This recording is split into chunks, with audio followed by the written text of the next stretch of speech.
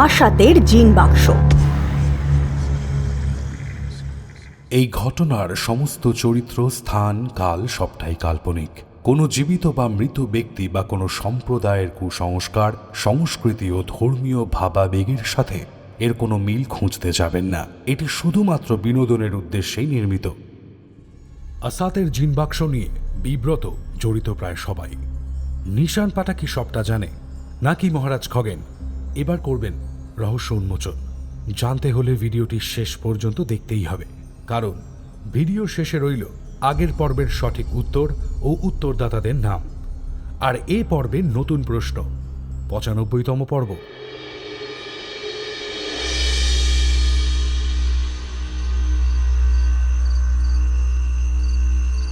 আচ্ছা মহারাজ, পাটা ভার্সেস বাঘের লড়াইয়ের আসল কারণটা কি জানতে পারলেন?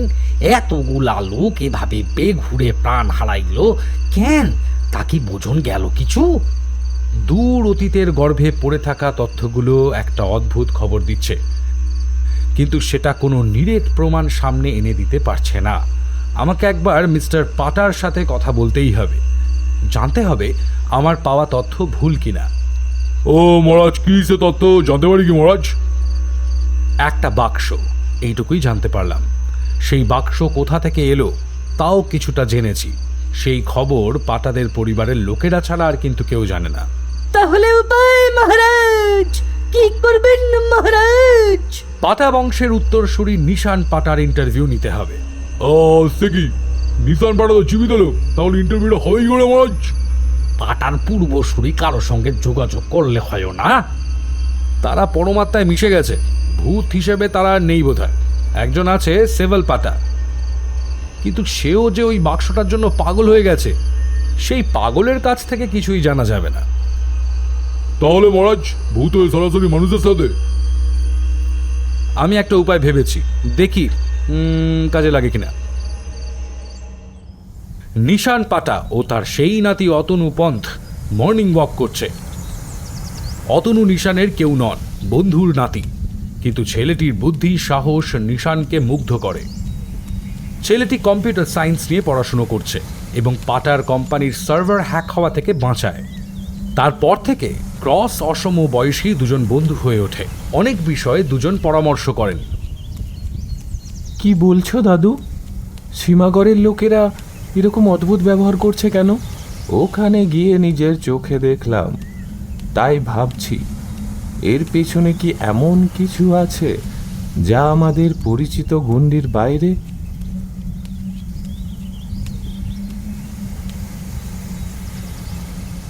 কোনো অপরিচিত পাজি লোক? কোনো পাজি লোকের পক্ষে গোটা এলাকার মানুষকে খেপানো সম্ভব নয়। তাহলে সেই দিন কারখানায় যখন ঢুকি, আমি মুখহীন একটা চেহারা দেখি। হয়তো আমি পূর্বপুরুষ সেওয়াল পাটাকে দেখেছি, সে আমার কাছে সেই বাক্স চাইছিল। দাদু, তুমি এইসব মাম্বো জাম্বো, ঘোস্ট এইসব বিশ্বাস করো?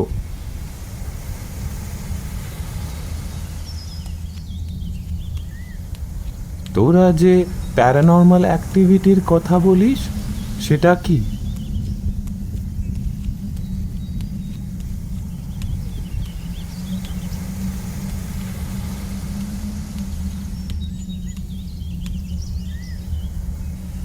মা মা মা, দেখো, সমুদ্র আমার পুতুল ফিরিয়ে দিয়েছে। মা, এই এক অদ্ভুত, সমুদ্র সব কিছু ফিরিয়ে দেয়। জীবনও হয়তো ফেরায়, অন্য রূপে, অন্য কোনোখানে। দাদু, ইউ আর ভেরি ক্লেভার। কি বলতে চাইছো বুঝেছি। ইয়াই শুনেছিস, সমুদ্রে রাক্ষসে মাছ এসেছে। দেখে শুনে মাছ ধরিস, কাল রতনের হাতে কামড়ে মাংস তুইলে নিচে। ওরে বাবা, সে কি? এখানে তো রাক্ষসে মাছ আসে না। দেখতে কিরকম রে? আরে হেটাই তো মজা, দেখতে পুরো পরিচিত মাছের মতো। তাহলে তাহলে কি আমাদের পরিচিত মাছগুলো রাক্ষসে হয়ে যাচ্ছে? দূর, এবার হয় নাকি? আরে দেখেছি তো নিজের চোখে, নাহলে কি বলতুম।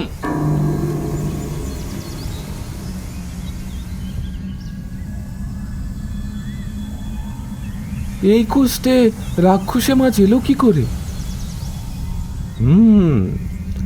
আমিও তাই ভাবছি। অনেক সময় হাওয়ার গতি প্রকৃতি মাছেদের চুরি বদলে দেয়।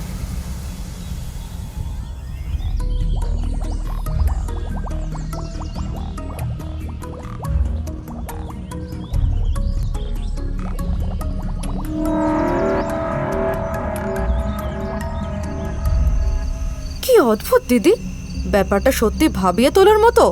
চল কল্যাণ, মানুষের পাশে দাঁড়ানো দরকার। ভেবেছিলাম পাশ করে ভালো চাকরি করব, কিন্তু কি অদৃশ্য বন্ধন আমাকে টানতে টানতে ও পথে নিয়ে গেল ওই ঘটনার পর থেকে। চল ভাই, এসব কথা বলে সময় নষ্ট হচ্ছে। সবাই হয়তো অপেক্ষা করছে, মানুষকে হারতে দেওয়া যাবে না। হ্যাঁ দিদি, চলো চলো।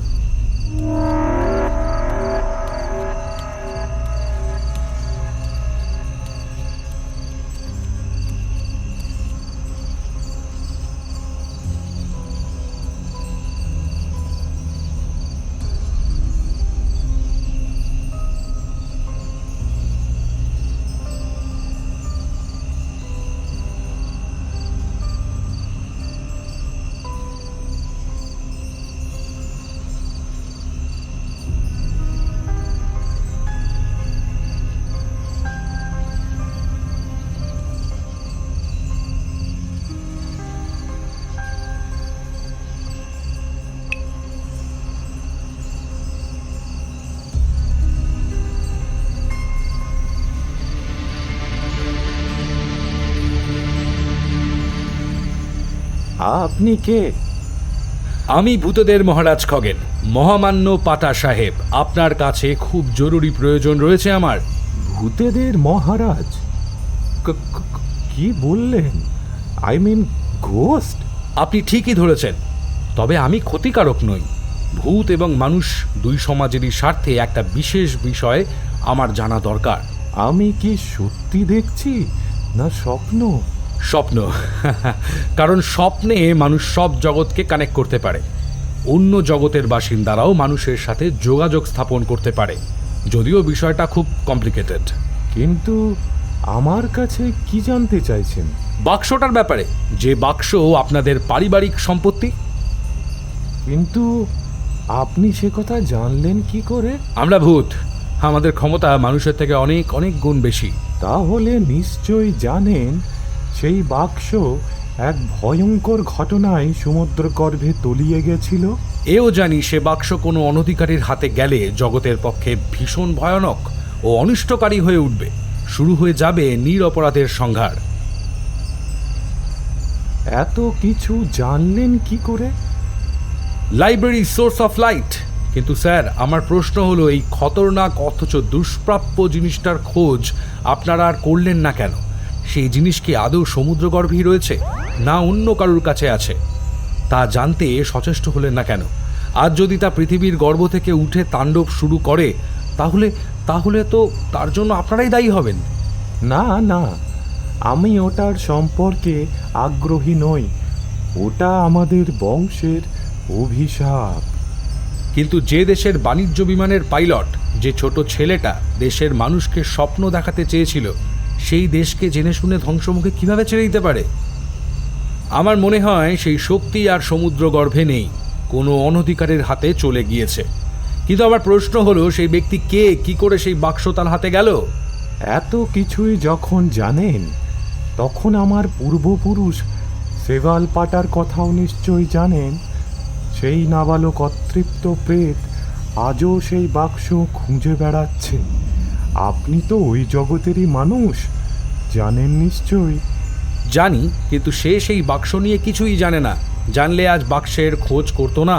তাহলে আপনার কি মনে হয়, কে পেয়েছে ওই বাক্স? এতদিন তো সেভেল আপনাকে দেখা দেয়নি, তাহলে এখন কেন?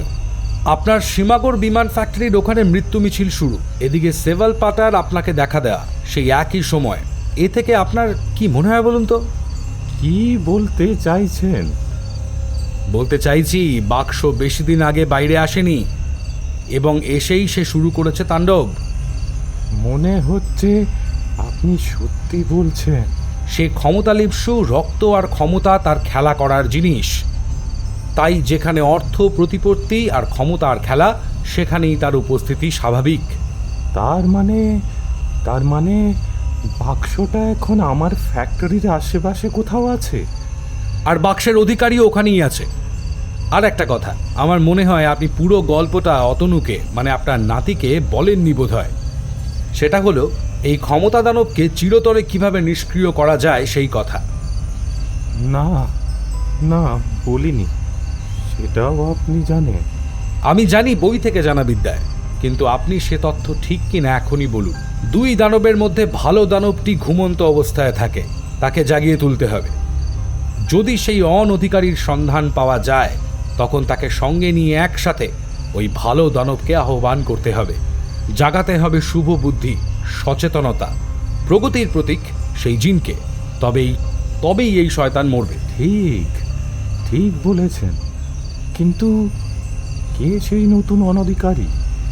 আমার মতে এই মুহূর্তে যেখানে সকল অশান্তি, রক্তপাত, মৃত্যু ঘটছে, সেখানেই সে রয়েছে। সীমাগড় ফ্যাক্টরি। হ্যাঁ, আপনি ঠিকই বলেছেন। ঠিক, কিন্তু কি করে সেই লোককে খুঁজে পাবো?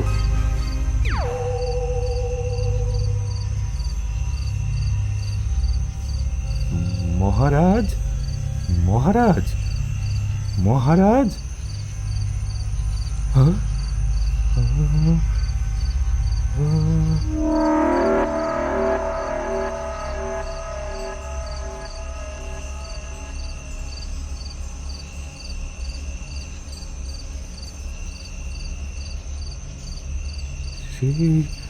সেই অনধিকারীকে খুঁজতে হবে।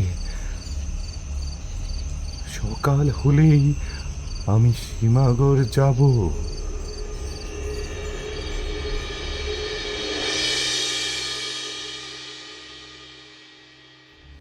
আগের পর্বের সকল সঠিক উত্তরদাতাদের নাম: নাজমুল সাকিব, শ্যামল হেমব্রম, সাদেক খান, ফজলা রব্বি, তঞ্জিম, মৌবনী নাথ, ইয়াসিন আরাফাত, মোতলেব আলী, মোহাম্মদ সাদিকুল ইসলাম, শেখ সুলতান, সাগর আইচ, মনুবার হোসেন, তরুণ সাহা, মিতু আক্তার, তানজিদ ইসলাম, রূপা পারবিন, রাজু, মোহাম্মদ জুলু গায়েন, মোহিত দর্জি, জিহাদ সর্দার, রকি পণ্ডিত, দেব ঘোষ, অশ্রিত চ্যাটার্জি, সঙ্গীতা চ্যাটার্জি, কল্যাণব্রত ভৌমিক।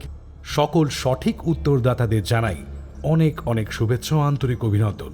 শ্মশানের সিকিউরিটি গার্ডের আজকের পর্বের প্রশ্ন হল, মহারাজ খগেনের সন্দেহ অনুযায়ী যে অনধিকারীর হাতে ওই আসাতের জিন বাক্স বর্তমানে রয়েছে, সে এখন কোথায় থাকতে পারে? অবশ্যই সঠিক উত্তরের পাশে নিজের পুরো নাম লিখুন। দেখতে থাকুন শ্মশানের সিকিউরিটি গার্ড। আগামী পর্ব ঠিক দুপুর 3টে।